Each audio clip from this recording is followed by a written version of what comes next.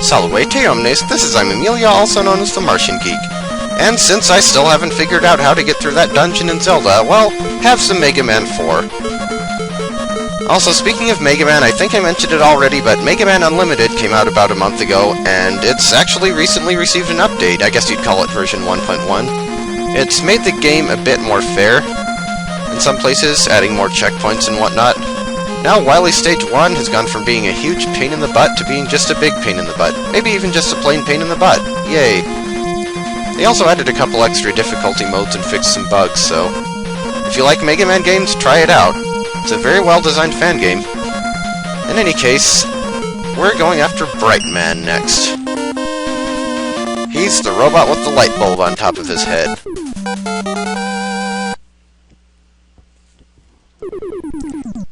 Now, Brightman is one of those robot masters where his stage is fairly easy, but the boss really isn't.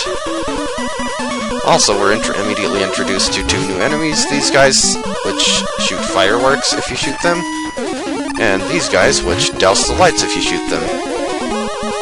And if you shoot the firework-making guys, they'll turn the lights back on, so keep that in mind, because it'll be important later. And we have more dodging. Also, totem pole enemies, spikes, and grasshoppers. What exactly those have to do with light, I'm not really sure, but it's Mega Man. Who am I to question the enemy types? Whoa. I think this thing is based off a vending machine. Yeah, go ahead and keep using your horizontal shot, mister, because it can't hurt me from here.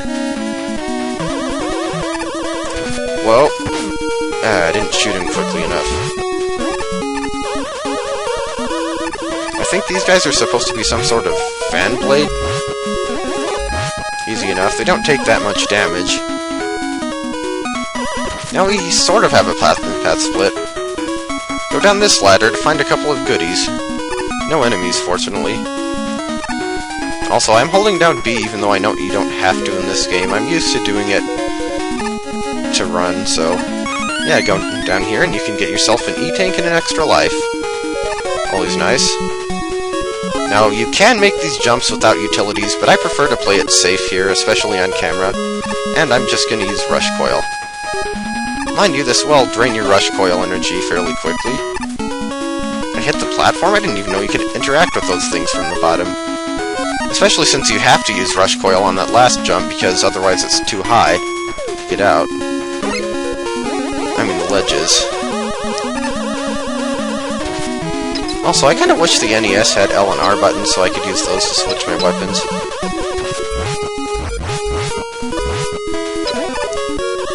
Oh well. It did what it did.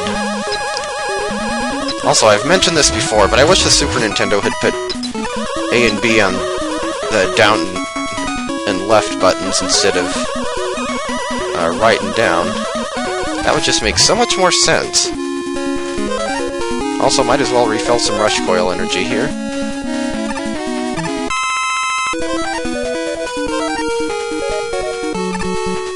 I mean, just think about it. You use A to jump, and you use B to shoot and run on the NES, right? It's not that way on the Super Nintendo. You use B to jump, and you use Y to run. And if you tried to make it A and B, well, it would just be awkward, because, trust me, I've played games that used A and B in a 4-button layout like that, and it wasn't fun. Also, time for the second room with the light bulb guys. And this time we have moving platforms over a bottomless pit at the same time.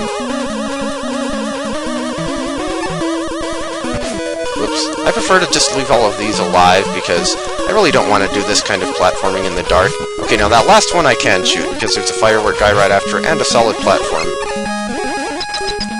And time for the boss. I don't exactly have full health, but pretty close. Let's see how I do. It's Brightman, and there's actually a trick you can use to beat him, but I'm gonna just pretend that I don't know it for the sake of drama.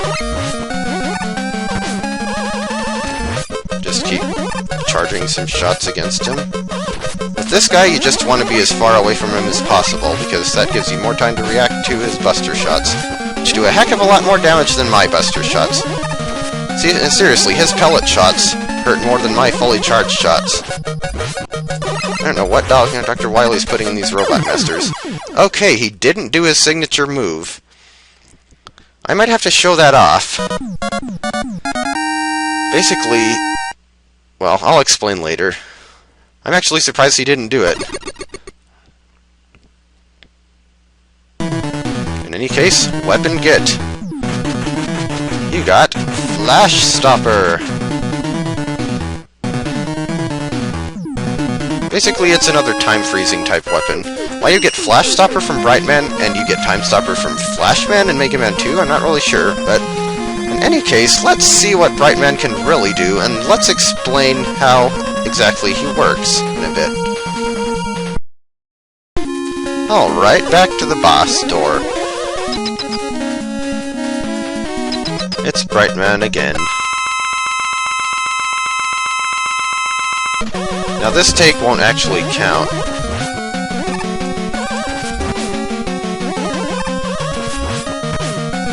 Okay, there's his signature move. Flash Stopper. It freezes you in place, and he will happily jump right into you.